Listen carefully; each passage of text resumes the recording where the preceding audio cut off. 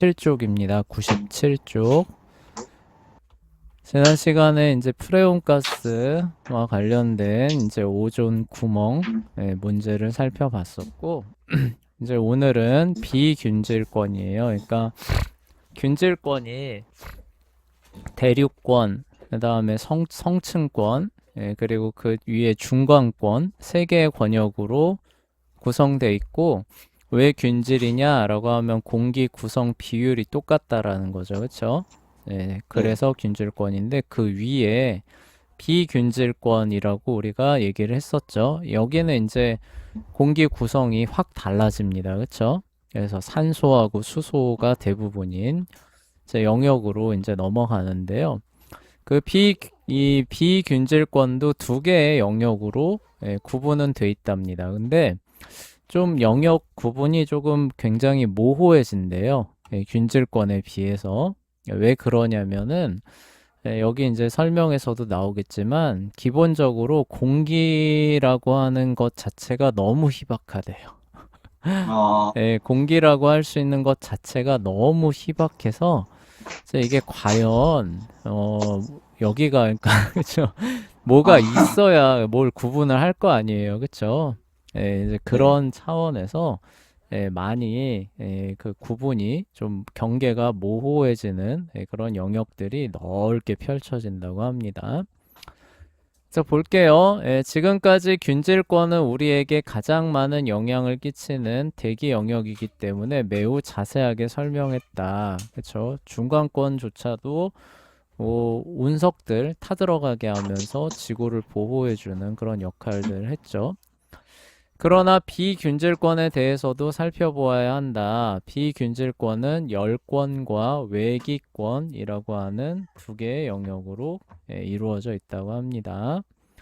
외기권 딱 이름만 들어도 아 이거는 뭔가 대기랑 아, 상당히 관련이 적을 것 같다라는 느낌이 확 들죠. 그쵸?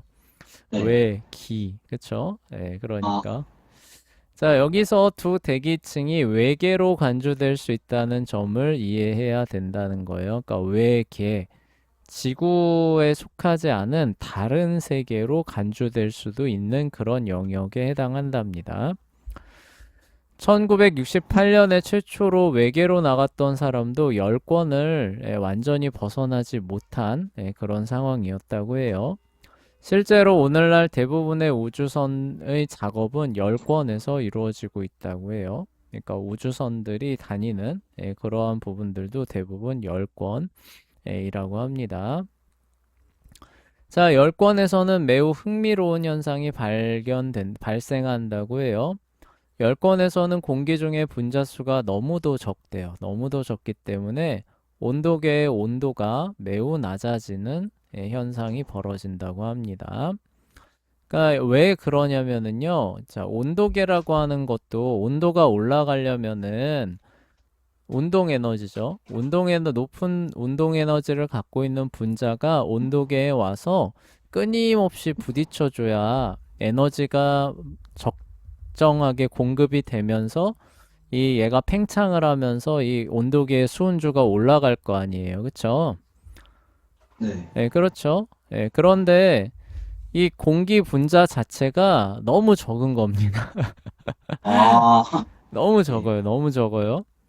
그러면은 애초에 이거를 에너지를 갖고 와서 전달해주는 일 자체가 어떻다는 거예요? 적죠. 그쵸? 네. 그러면 에너지 전달 받는 양이 어떠겠어요? 당연히 좀 적겠습니다. 적겠죠. 그쵸? 그러면 네. 온도는 당연히 어떻게 뚝 측정되겠어요? 떨어지고, 낮게 뚝 떨어지죠. 측정되겠죠. 그쵸? 네. 네. 그런 의미예요. 그래서 너무 적기 때문에 온도가 극단적으로 떨어지는 이제 이런 모습을 보여준다고 해요. 그래서 왜 그러냐면 열권에 존재하는 분자들과 온도계 사이의 충돌 자체도 거의 일어나지 않는 수준이 된다고 합니다. 예를 들어서 우리가 이렇게 있으면은 뭐 어떤 물체랑 공기랑 충돌이 너무 쉽게 일어나잖아요. 그쵸? 아, 뭐 공기 네. 저항 막 이런 거 일어나잖아요. 그쵸? 그냥 있어도. 근데 열권 정도에 가면은 막 가서 막 이렇게 막 휘휘 저어도 그 분자, 공기 분자 하나가 걸리기가 쉽지 않다는 거죠. 그쵸?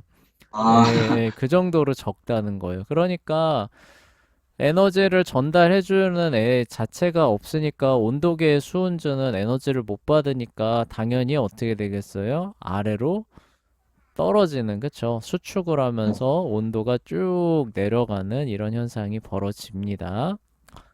네, 자, 그럼에도 열권에 존재하는 분자들의 평균 에너지는 매우 높은 현상이 벌어진다고 해요. 그러니까 대기 분자 자체가 없는데 어쩌다가 하나가 걸리는 거예요. 그럼 그 걸린 애는 가 갖고 있는 에너지는 어떻다는 거예요? 굉장히 높은 모습을 보여준다는 거예요.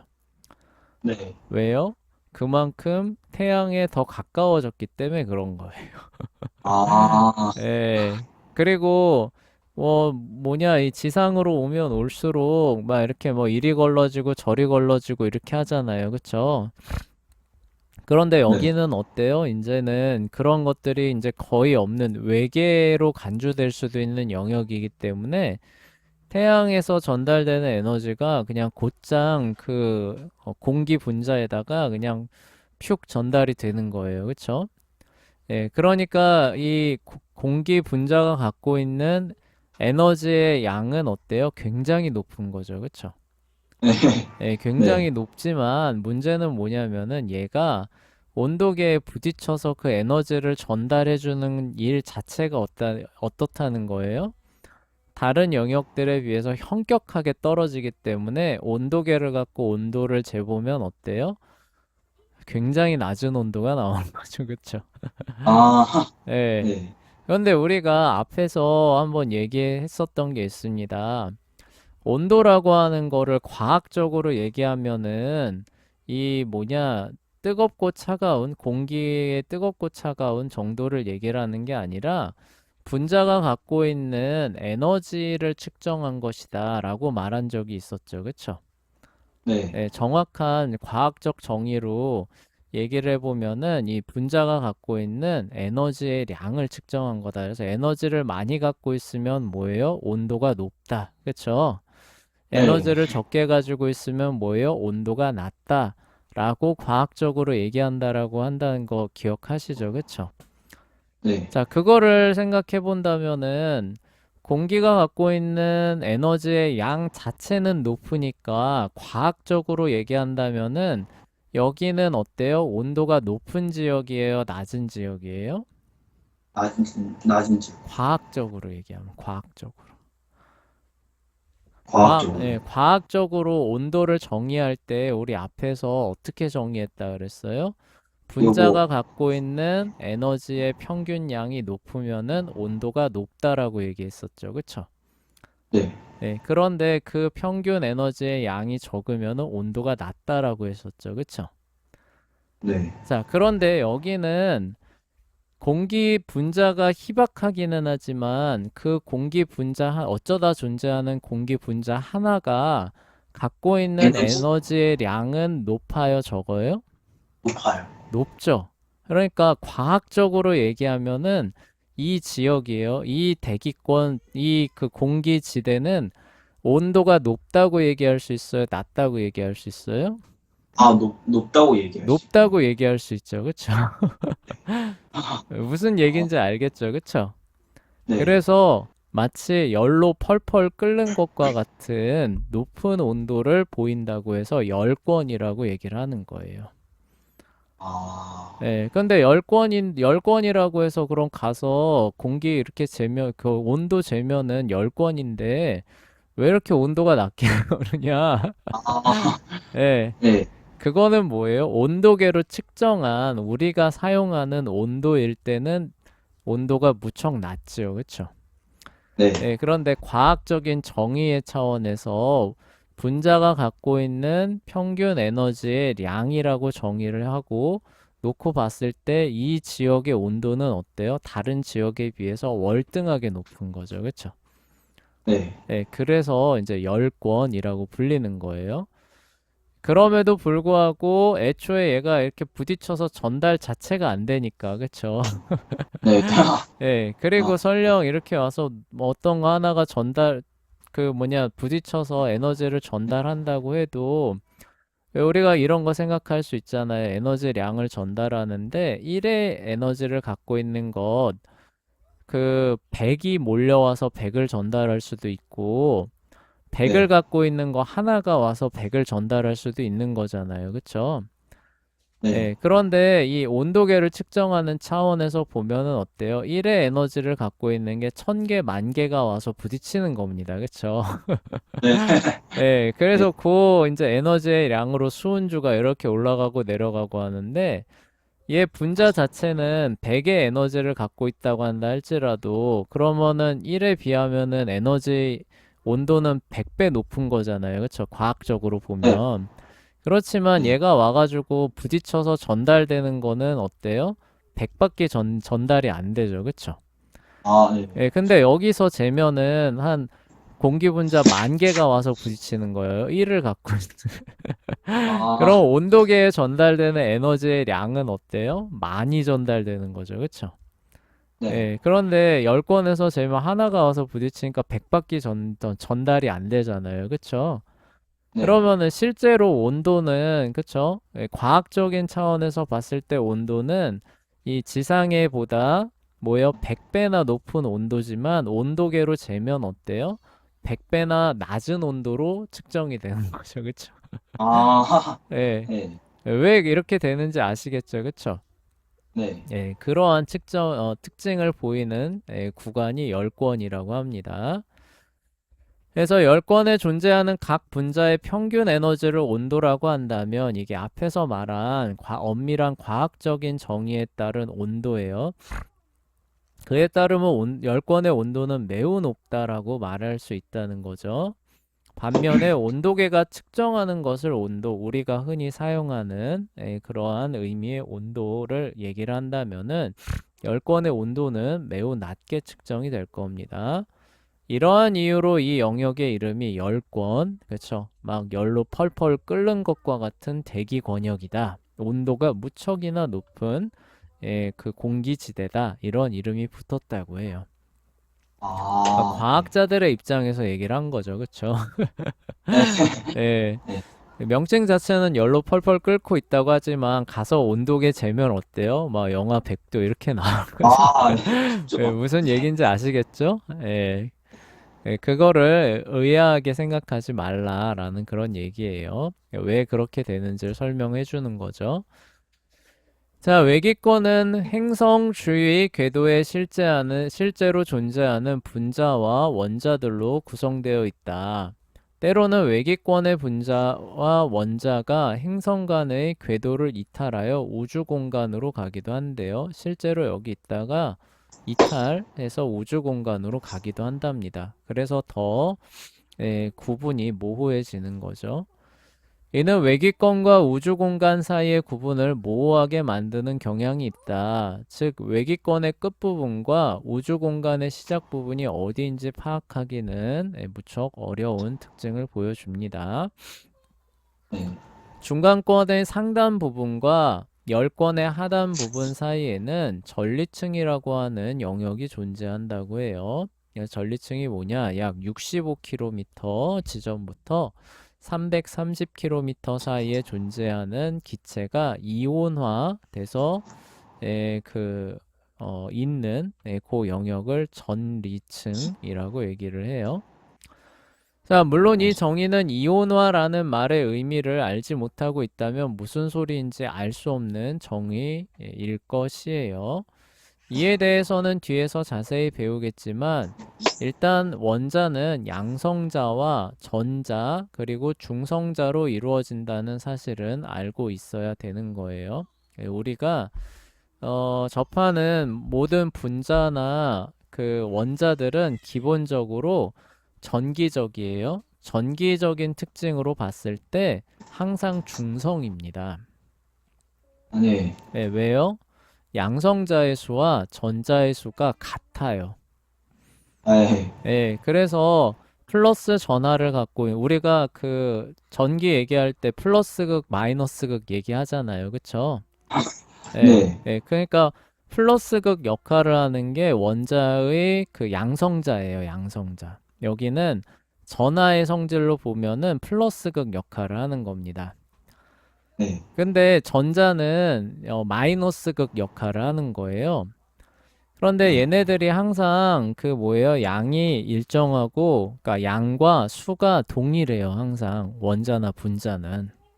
아, 예, 네. 그래서 어떤 그 분자나 원자를 이렇게 놓고 봤을 때 얘네가 전기적인 성향을 띠느냐라고 하면 띄어요, 안 띄어요? 안 안 띄어요. 띄어요. 안 그쵸? 왜요? 그 네. 자체로 상쇄되기 때문에 그런 거죠. 그쵸? 네. 예. 그런데 이게 참 재밌는 게 이제 창조과학에서도 그런 얘기 하는데 이게 만약에 균형이 조금만 어그러진 상태에서 원자나 분자가 조성됐다. 아주 미세한 양이래요. 아주 미세한 양으로 이게 틀어져 가지고 원자나 분자가 조성됐다 그러면은 이 원자나 분자가 갖고 있는 그 전기 그러니까 에너지죠. 에너지의 전하량이라고 하는 게 생각보다 엄청나게 큰 거 알고 계시죠?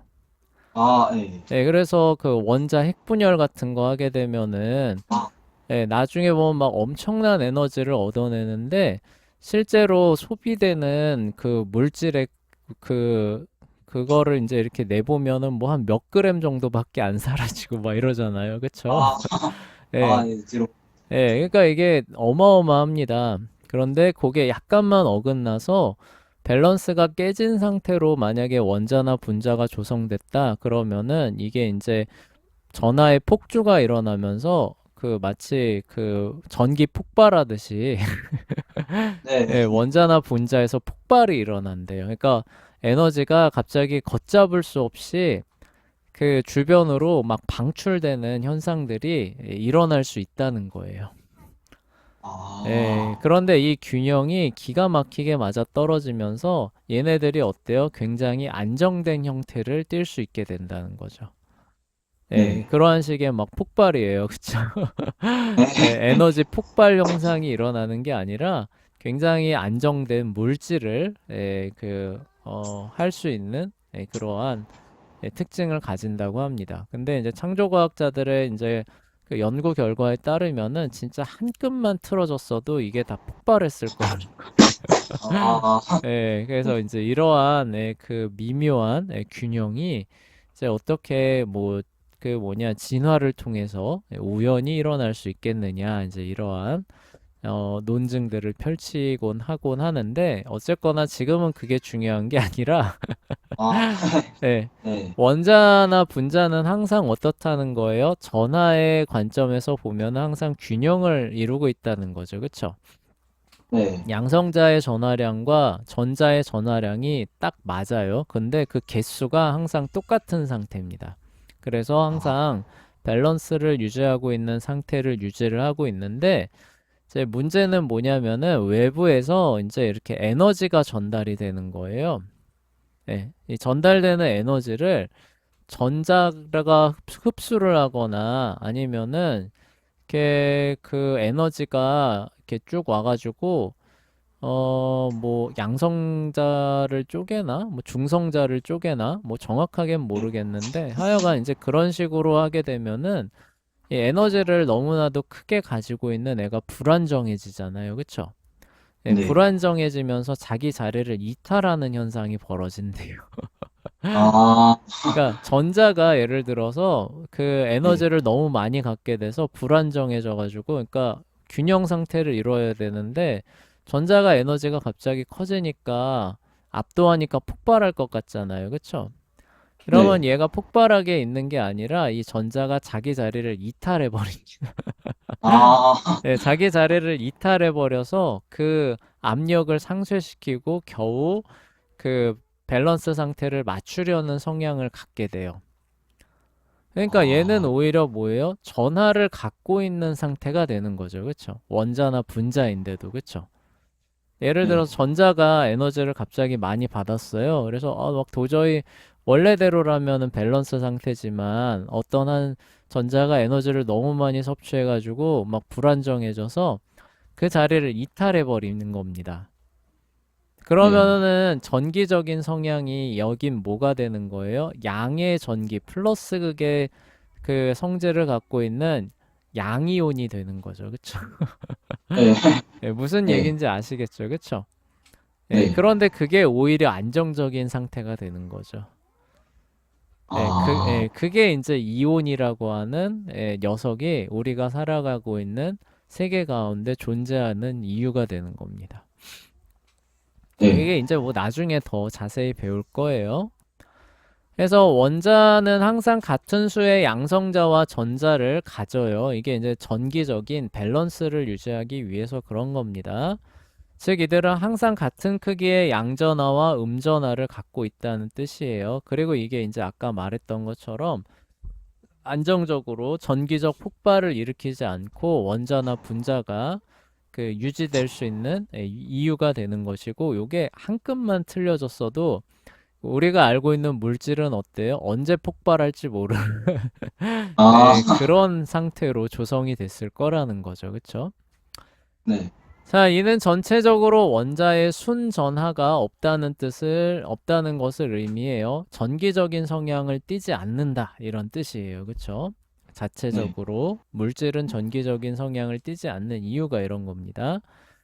자, 그런데 전리층에서는 태양으로부터 여러 종류의 방사능과 그곳에 존재하는 원자와 충돌하면서 원자에서 양성자의 일부가 떨어져 나간대요. 그러니까 여기는 그 전자가 에너지를 흡수하는 게 아니라 굉장히 큰 에너지를 갖고 있는 애가 와서 양성자에 충돌하는 겁니다. 아, 그러면은 이제 뭐예요? 에너지를 너무 많이 갖게 된 이 양성자가 떨어져 나가 버리는 거죠. 그쵸?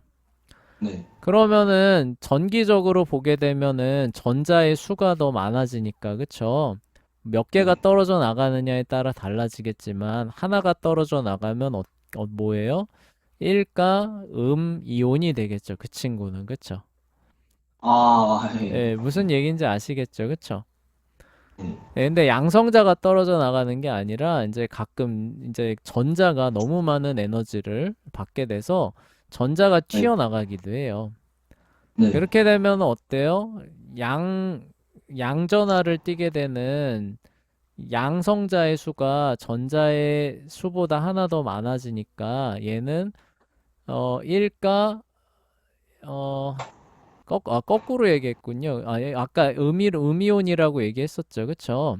네. 네. 음이온이니까 이번에는 1가 양이온이 되는 거죠. 그쵸? 왜요? 양성자가 전자보다 하나 더 많아지니까 전자가 떨어져 나가면 그쵸? 네, 근데 만약에 두 개가 떨어져 나가면은 이제 1가가 아니라 2가 저기 뭐냐 양이온이나 음이온이 되겠죠. 그쵸? 네, 자, 하여간 이렇게 해서 만들어지는 게 이온입니다. 자, 이로 인해 원자의 음전하와 양전하의 균형이 맞지 않게 되는 것이에요. 균형이 맞지 않게 된다는 얘기는 이제는 뭐예요? 원자나 분자가 전기적 성향을 띈다는 거예요. 아, 갖게 된다는 네, 그런 뜻입니다. 음전하와 양전하의 불균형 때문에 전리층의 원자는 뭐예요? 전기적으로 전하를 띠게 돼요. 그러니까 전기적인 성질을 내는. 그러니까 우리가 전기 이렇게 하면 막 퍽퍽 튀고 그러잖아요. 그쵸? 아, 네, 근데 일반 물질 이렇게 하면 뭐 그런 거 없잖아요. 그쵸? 네, 그런데 여기 그 전리층에 있는 원자는 전기적 성질을 갖고 있는 원자나 분자가 되는 겁니다. 네, 자, 어떤 원자가 전기적으로 전하를 띠게 되면은 원자라고 할 수 없게 된다. 그러한 경우를 그래서 따로 이름을 붙여줬는데 이온이라고 이름을 붙여준 거예요. 그래서 어떤 원자가 이온으로 바뀔 때 이를 이온화 한다고 말하게 돼요. 근데 전리층에서의 이온화는 어떻게 되냐? 에너지를 너무나 많이 갖고 있는 이제 태양풍이죠. 태양광선이 원자를 직격하는 거예요. 아, 원자를 직격하게 되면서 전자가 떨어져 나가거나 양성자가 떨어져 나가는 이제 이런 형상들이 있는 거죠. 그래서 이제 거기 있는 원자들은 이온화된 상태로 마치 구름같이 쫙 펼쳐져 있는 이런 상태가 되는데 이게 이제 전리층이라고 하는 형태로 작용을 하게 되는 거예요. 네, 전리층은 실제로 매우 유용한 지구의 대기가 됩니다. 무선 제믹기는 전리층을 사용하여 범위를 향상시킬 수 있어요. 기본적으로 무선 신호입니다. 무선 신호 우리가 요 핸드폰에서도 사용하죠. 그쵸? 예. 네. 무선 신호에다가 정보를 신어가지고 평 쏘는 거 아니에요. 그쵸? 네. 예, 그쵸. 그러면은 그게 여기에 이제 도달하는 거죠. 네, 도달해서 이제 그거를 다시 복호화해서 정보로 이제 이렇게 하는 건데, 하여간 얘는 직선으로 이렇게 이동하는 그 성질이 있대요. 그래서 대부분의 무선 신호 AM과 FM 등은 송신기와 비교적 가까이 있는 몇백 마일 정도 되는 라디오로 수신할 수밖에 없다고 합니다. 그래서 우리가 방송 기지국, 핸드폰 기지국 이런 거 세우잖아요. 그쵸? 예, 네. 그런 이유가 뭐냐면은 직선으로 가는 거예요. 근데 지구는 둥글잖아요. 그쵸? 아, 지구는 네. 둥그니까 직선으로 쏘게 되면 어때요? 얘는 기본적으로 하늘 위쪽으로 나가게 되죠. 그쵸? 네. 예, 무슨 얘기인지 아시겠죠? 그쵸? 예. 그렇게 되다 보니까 얘가 어떻게 되는 거예요? 멀리 떨어지면 떨어질수록 아무리 정교하게 쏜다고 해도 받을 수가 없는 거예요. 그쵸? 네. 그래서 적절한 그 거리마다 뭘 세워요? 방송 중계소, 그쵸? 기지국 이런 걸 세우는 이유가 이제 그러한 이유들 때문입니다. 자, 그런데 재밌게도 이제 이 무선 신호도 여러 가지 대역폭이 있는데 단파라고 하는 대역폭은 전립층에 맞으면은 반사돼서 땅으로 내려온대요. 아, 네. 네. AM하고 FM이라고 하는 것 중간에 있는 거일 거예요. 선생님 기억으로. 단파라고 하는 이 파장이 AM과 FM 그 사이에 있는 건데, 요 파장으로 어떤 부호를 저기 뭐냐 암호화해야 되나요? 약간 여기에다가 어떤 정보를 신어가지고 쏘잖아요. 그럼 뭐 어느 각도로 쏘든지 궁극적으로 이제 그 하늘을 향해서 나아갈 수밖에 없겠죠, 그쵸? 그런데 네. 다른 신호들은 어떻게 되느냐? 이 전리층을 뚫고 나가는 거예요. 아, 네, FM 같은 신호 같은 경우는 이 전리층에 반사가 안 되고 그냥 뚫고 나가버립니다. 아, 네, 네. 그러니까 어떻게 하는 거예요? 기지국을 세워가지고 이거를 중계 이렇게 해서 원하는 범위만큼 이제 이렇게 그 뭐냐 이렇게 신호를 송수신을 하는 거죠. 그쵸? 그러니까 이런 네. 식으로 이제 그 되는 이유가 그런 거고요. 그리고 이제 뭐 최근에는 이제 이것 때문에 뭐예요? 이렇게 그 기지국 중계기 막 이런 거 설치하는데 돈이 많이 든다는 거예요. 차라리 어떻게 하자는 거예요? 그러니까 뚫고 나가니까 위성을 쏴가지고 아, 예, 위성을 네. 그냥 마치 촥 뭐 이불 펼치듯 촥 뿌려버리는 거죠. 그쵸?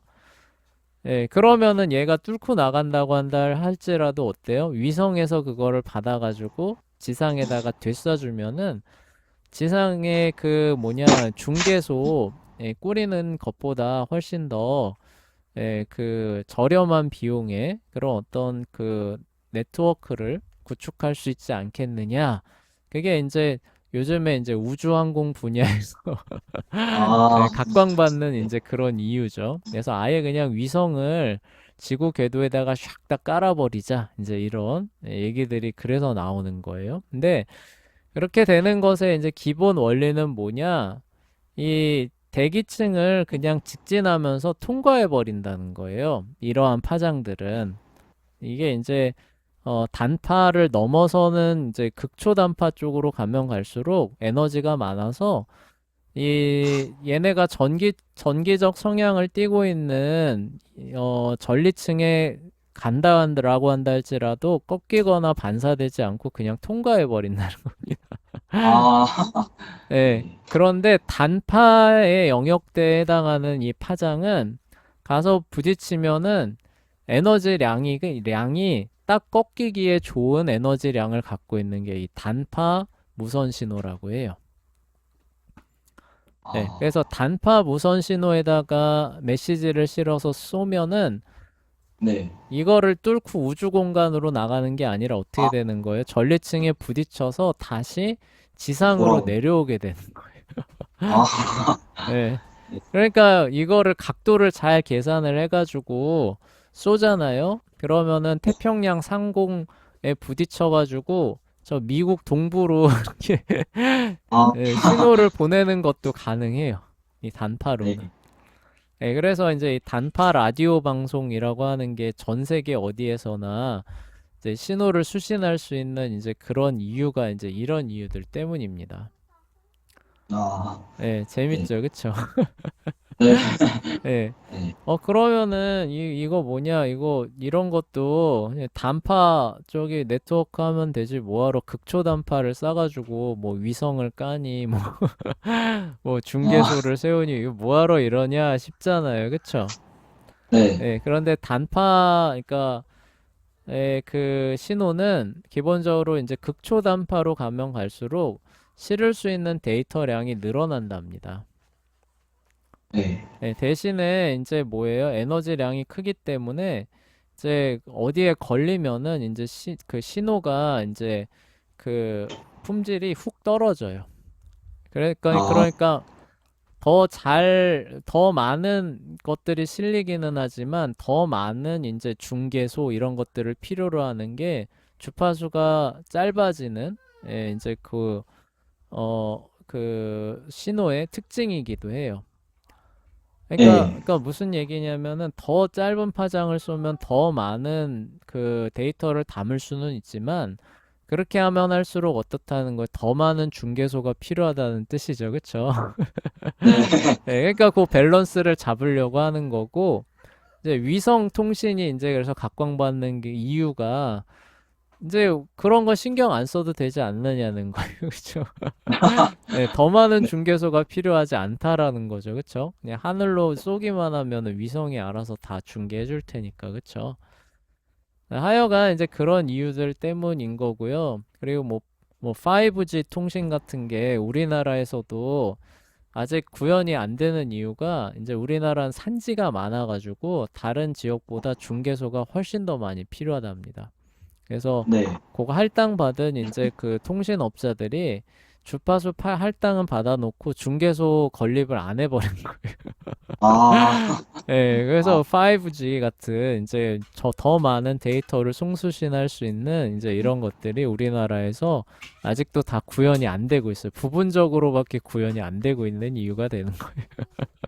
아, 그래서 단파 라디오라고 하는 거에서 비교적 이제 그 데이터량이 적은 그런 이제 음성 신호 이런 것들을 지구 반대편으로도 쏠 수 있는 이제 이런 그 신호가 되는데 뭘 이용하느냐? 아까 말한 전리층이죠. 그쵸? 이온화되어서 전기적 성향을 띠고 있는 대기 분자에다가 단파를 쏘게 되면은 얘네가 상호작용을 일으키면서 땅으로 반사시켜 버려요. 아, 네. 그러니까 얘네들은 지상 중계소도 필요 없고 위성도 필요 없는 이런 친구들이 되는 거죠. 네. 재밌죠, 그쵸? 네. 그러면은 그거보다 더 대역폭이 작은 AM 라디오죠. AM 라디오는 그럼 더 멀리 잘 가겠네요. 라고 하고 싶은데 안타깝게도 AM 신호는 에너지량이 너무 적어서 이게 아, 올려보내면은 전리, 거기까지 안 못 가. 전리층 하단부에서 반사를 시키는 게 아니라 전리층에서 그냥 흡수를 해버린대요. 아, 아예 흡수가 돼버린답니다.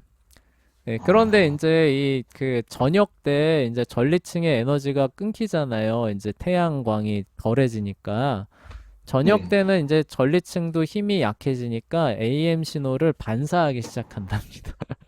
아, 그래서 네. AM 라디오는 저녁에 들으면 훨씬 더 멀리 또렷하게 들을 수 있는 그러한 특징이 있대요. 대신에 AM 라디오는 굉장히 잡음이 많이 끼고 이제 FM 라디오는 잡음이 덜 끼는데 그걸 듣기 위해서는 더 많은 중계소들이 필요한 거죠. 왜냐하면 전리층 반사가 안 되니까. 네. 하여간 이제 그런 특징들이 있는 그 신호 체계가 이제 요런 얘기들이 되는 거예요. 그러니까 무슨 얘기냐면은 전리층이 이제 유용하다는 거죠. 그쵸? 그래서 이렇게 멀리 지구 반대편으로도 단순한 신호들은 보낼 수 있는 여건들이 있다는 거예요. 아, 자, 그러나 어떤 무선 신호 단파입니다. 실제로 전리층을 통해서 반사될 수도 있다. 즉, 이러한 무선 신호는 매우 먼 거리까지 전달될 수 있는 것이다. 단파 송신기에는 송신기는 전리층에 반사되는데 이상적인 속성을 가지는 신호를 내보내기 때문에 단파 라디오는 전 세계에 방송이 가능합니다.